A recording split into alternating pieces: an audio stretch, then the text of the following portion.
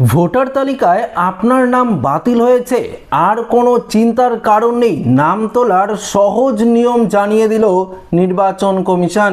হ্যাঁ বন্ধুরা, অনেকেই আপনারা আতঙ্কিত ছিলেন বা অনেকেই আপনারা ভয় পাচ্ছিলেন যে এসআইআর এর এই যে সাপ্লিমেন্টারি তালিকাগুলো প্রকাশিত হলো, এই তালিকায় আপনার নাম ডিলিট হয়ে গেছে, এবার হয়তো আপনারা কখনোই আর নাম তুলতে পারবেন না। তো আর চিন্তার কোনো কারণ নেই। দেখুন, ইতিমধ্যেই নির্বাচন কমিশনের তরফ থেকে শুধুমাত্র আপনাদের কথা ভেবে নাম তোলার অর্থাৎ নতুন করে নাম তোলার সহজ পদ্ধতি কিন্তু জানানো হয়েছে। এই পদ্ধতি মেনে যদি আপনারা আবেদন করেন, অর্থাৎ নতুন যে পদ্ধতি রয়েছে এই পদ্ধতিতে যদি আপনারা আবেদন করেন, তাহলে কিন্তু এই যে চূড়ান্ত তালিকা রয়েছে এসআইআর এর, সেই তালিকায় আপনার নাম কিন্তু 100% উঠে যাবে। তো বন্ধুরা, নতুন কি নিয়ম জারি করা হয়েছে নির্বাচন কমিশনারের তরফ থেকে, আসুন আপনাদেরকে এই ভিডিওতে একদম বিস্তারিতভাবে জানিয়ে দেই। তো আশা রাখবো ভিডিওটিতে আপনারা প্রত্যেকেই প্রথম থেকে শেষ পর্যন্ত সঙ্গে থাকবেন এবং নতুন হয়ে থাকলে চ্যানেলটিকে সাবস্ক্রাইব করে পাশের দেওয়া বেল আইকনটিকে প্রেস করে অল নোটিফিকেশনটিকে বাজিয়ে দেবেন। তো আসুন আমরা দেরি না করে সরাসরি মেন যে আপডেট, অর্থাৎ সেই আপডেটে নির্বাচন কমিশনারের তরফ থেকে কি বলা রয়েছে সেটি আপনাদেরকে জানিয়ে দিচ্ছি। দেখুন, রাজ্যে ভোটার তালিকা সংশোধন ও আপিল প্রক্রিয়া নিয়ে গুরুত্বপূর্ণ নির্দেশিকা জারি করলো রাজ্যের মুখ্য নির্বাচনী আধিকারিকের সিইও দপ্তর। কি বলেছে, 2026 সালের চূড়ান্ত ভোটার তালিকা প্রকাশের পর নাম বাদ পড়া বা অন্তর্ভুক্তি সংক্রান্ত অভিযোগের নিষ্পত্তির জন্য এবার বিশেষ ট্রাইব্যুনাল গঠন করার সিদ্ধান্ত কিন্তু নেওয়া হয়েছে। আপনারা জানেন, এসআইআর এর যে সাপ্লিমেন্টারি তালিকায় যে সমস্ত ভোটার নাম বাতিল হয়েছে, অর্থাৎ ধরুন ওই 45% ভোটার নাম বাতিল হয়েছে এখনো পর্যন্ত যেগুলো নিষ্পত্তি হয়েছে, সেই সমস্ত ভোটারদের জন্য ট্রাইব্যুনাল তো গঠন করা হয়েছে। আপনারা জানেন কিভাবে ট্রাইব্যুনালে আবেদন করবেন, সেটাও আপনাদেরকে জানিয়ে দিয়েছি। তবে দেখুন, এখানে নির্বাচন কমিশন কি বলেছে, নির্দেশিকা অনুযায়ী ভোটাররা অনলাইন ও অফলাইন উভয় মাধ্যমে ট্রাইব্যুনালে আবেদন করতে পারবেন। তবে অফলাইনে আবেদনের ক্ষেত্রে জেলা শাসক অর্থাৎ ডিএম বা মহকুমার শাসক অর্থাৎ এসডিও কার্যালয়ে গিয়ে সরাসরি আবেদন কিন্তু জমা দেওয়া যায়। অন্যদিকে ডিজিটাল ব্যবস্থার সুবিধার্থে নির্দিষ্ট সরকারি পোর্টালে বিচারাধীন আবেদনকারীর জন্য একটি আলাদা বিভাগ খোলা হয়েছে, সেখানে আপনারা সহজেই কিন্তু অনলাইনেও আপিল করতে পারছেন। এটা তো আপনারা প্রত্যেকেই জানেন যে ট্রাইব্যুনালে অনলাইনে আবেদন করা যাচ্ছে। অনেকেই আপনারা অনলাইনে আবেদন পর্যন্ত কিন্তু করে ফেলেছেন। তবে দেখুন কি বলেছে, যাদের নাম ভোটার তালিকা থেকে বাদ গিয়েছে বা যাদের নাম অন্তর্ভুক্তি নিয়ে আপত্তি রয়েছে, তাদের সাধারণ কাগজের পরিচয়পত্রের নাম্বার ও প্রয়োজনীয় তথ্য উল্লেখ করে আবেদন কিন্তু করতে হবে। এই বিষয়টা আপনাদের কিন্তু জানা ছিল না।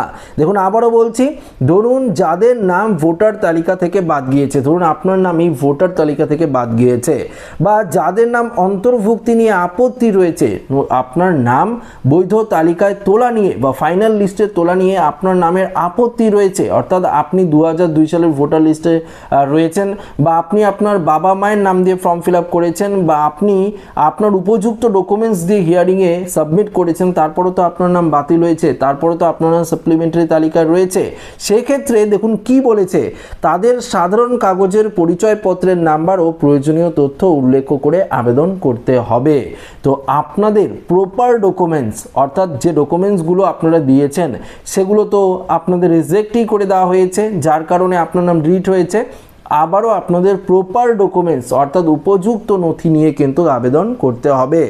কমিশন স্পষ্ট জানিয়েছে, জমা পড়া প্রতিটি নথি ডিজিটাল কপি সংরক্ষণ করা বাধ্যতামূলক। আপনি যে নথিগুলো জমা করেছেন তার প্রত্যেকটি ডিজিটাল কপি সংরক্ষণ করা বাধ্যতামূলক। এছাড়াও মূল আবেদনপত্রগুলি অন্তত সতর্কতার সঙ্গে নথিভুক্ত করার নির্দেশ দেওয়া হয়েছে সংশ্লিষ্ট প্রশাসনকে। দেখুন, 2026 সালের 28 ফেব্রুয়ারি চূড়ান্ত তালিকা ঘিরে যে ইতিমধ্যেই ব্যাপক শোরগোল শুরু হয়েছে। পরিসংখ্যানে দেখা গিয়েছে, এসআইআর প্রক্রিয়ার পর তালিকা থেকে প্রায় 60,06,675 জনের নাম বাতিল হয়েছে বা আন্ডার অ্যাডজুডিকেশন তালিকায় রয়েছে। যদিও অতিরিক্ত তালিকায় 50 লক্ষেরও বেশি নাম নিষ্পত্তি হয়েছে, 57 লক্ষ নিষ্পত্তি হয়ে গেছে, এখন 3 লক্ষ বাকি রয়েছে, সেটাও কিন্তু হয়ে যাবে। তবুও বহু যোগ্য ভোটারের নাম বাদ যাওয়ায় অভিযোগ উঠেছে। এই সমস্যা সুরাহা করতে ট্রাইব্যুনাল ব্যবস্থার উপর জোর দিচ্ছে নির্বাচন কমিশন। নাম বাদ পড়া বা ভোটার তালিকা সংক্রান্ত যাবতীয় আইনি লড়াইয়ের জন্য মোট 19 জন প্রাক্তন বিচারপতিকে নিয়ে এই ট্রাইব্যুনাল গঠন করা হয়েছে। কলকাতা হাইকোর্টের প্রাক্তন প্রধান বিচারপতি টি.এস. শিবজ্ঞান এবং প্রাক্তন বিচারপতি বিশ্বজিৎ বসু, রঞ্জিত কুমার বাগ ও সমাপ্তি চট্টোপাধ্যায়ের মতো বৈশিষ্ট্য অর্থাৎ বিশিষ্ট ব্যক্তিরা এই কমিটিতে কিন্তু রয়েছেন। 23টি জেলার জন্য এই বিচার বিভাগীয় ট্রাইব্যুনাল কাজ করবে।